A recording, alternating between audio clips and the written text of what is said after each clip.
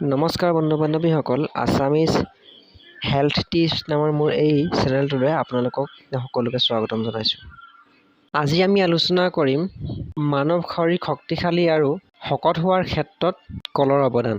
সেয়েহে কোনো ধৰণৰ স্কিপ নকৰাকৈ মোৰ এই ভিডিঅ'টো শেষলৈকে চাওক। আৰু যদি মোৰ এই ভিডিঅ'টো ভাল লাগে, লাইক, শ্বেয়াৰ আৰু কমেণ্ট কৰিব। আৰু এনে ধৰণৰ মূল্যৱান ভিডিঅ'সমূহ পাই থাকিবলৈ মোৰ এই চেনেলটোক ছাবস্ক্ৰাইব কৰি লওক।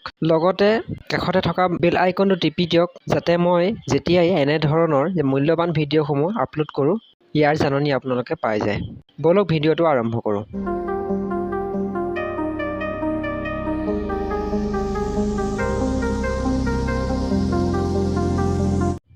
দেহ গঠনৰ ক্ষেত্ৰত কলৰ মুখ্য ভূমিকা আছে। এই মুখ্য ভূমিকাৰ বিষয়ে আজি আমি আলোচনা কৰিম। ওজন বঢ়োৱাৰ ক্ষেত্ৰত দৈনিক 2টা বা 3টা যদি কল সেৱন কৰে, তেনে ক্ষেত্ৰত আপোনাৰ ওজন বাঢ়িব আৰু আপুনি অতি কম দিনৰ ভিতৰতে স্বাস্থ্যৱান হৈ পৰিব। ওজন বঢ়োৱাৰ ক্ষেত্ৰত কলে যথেষ্ট সহায় কৰে। কলত প্ৰচুৰ পৰিমাণে প্ৰটিন পোৱা যায়। আনহাতে কলত পোৱা এই প্ৰটিনসমূহে দেহ গঠন কৰাত যথেষ্ট সহায় কৰে। শাৰীৰিক ব্যায়াম আৰু জিম কৰা লোকেতো কল সেৱন কৰিবই লাগে। যিহেতু শাৰীৰিক ব্যায়াম আৰু জিম কৰা লোকৰ এই ব্যায়াম কৰাৰ পাছত শৰীৰত বহুতো দুৰ্বল ভাৱ আহে আৰু ভাগৰ যেন লাগে, তেনে ক্ষেত্ৰত কল গ্ৰহণ কৰিলে শৰীৰত শক্তি পোৱা যায় আৰু কমজুৰিৰ পৰা ৰক্ষা পোৱা যায়।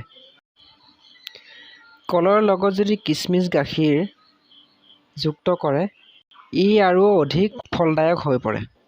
এই ক্ষেত্ৰত কিচমিচ 20টামান বাতি এটাত পানীৰ সৈতে মিলাই থ'ব লাগে আৰু ৰাতিপুৱা কিচমিচৰ পৰা পানীখিনি পৃথক কৰি ল'ব লাগে। গাই গৰু বা ম'হৰ গাখীৰ এগিলাচ ভালকৈ গৰম কৰি ল'ব লাগে।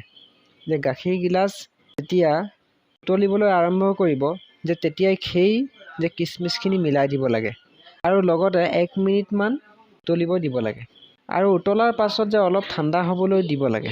তাৰ পাছত গাখীৰখিনি খাই কিচমিচখিনি ভালদৰে চুবাই খাব লাগে।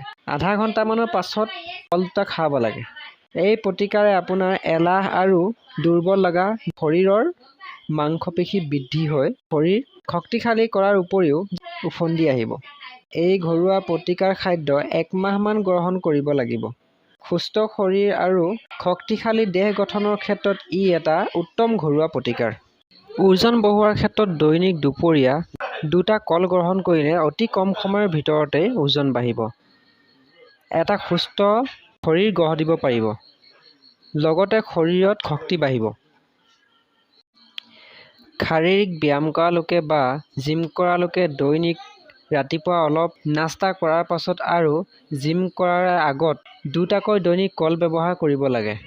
লগতে গাখীৰ এগিলাচ গ্ৰহণ কৰিব লাগে। ইয়াত মন কৰিবলগীয়া কথা যে গাখীৰ আৰু কল একেলগে গ্ৰহণ কৰিব নালাগে। কল খোৱাৰ অলপ সময়ৰ পিছত গাখীৰ গিলাচ খাব লাগে।